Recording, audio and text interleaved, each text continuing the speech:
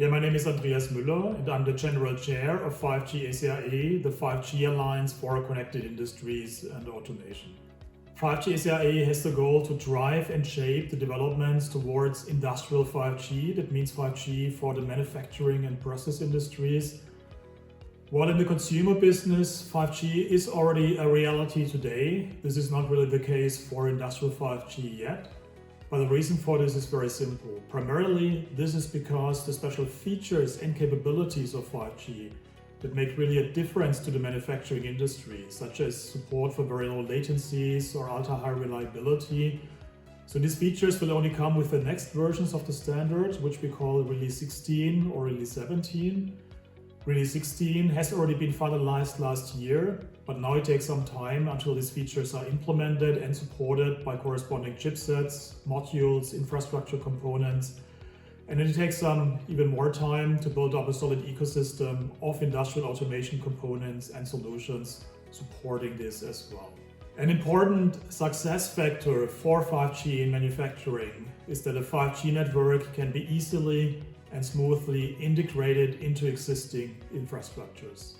So therefore, we have quite a number of activities focusing on specific integration aspects. This includes, for example, the integration of 5G with industrial technologies like TSN or OPC UA.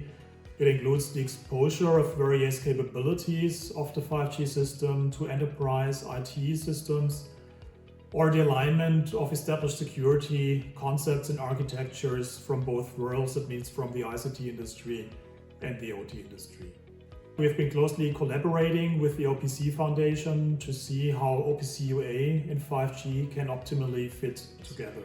In general, however, there is yet much more to come. Recently, for example, we have started new activities on the combination of 5G with edge computing, which has a lot of potential to be unlocked in future as well. Yeah, with our work, we generally want to ensure the best possible applicability of 5G in the industrial domain. And as part of that, we also heavily influence relevant standardization activities in organizations like the GBP.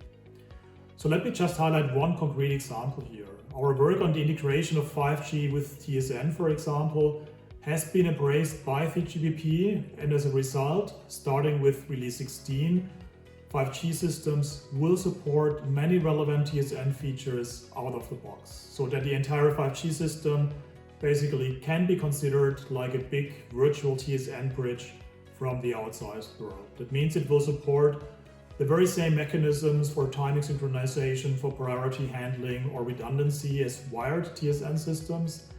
And this certainly is a key enabler for a very simple and smooth integration of both technologies in the factory of the future.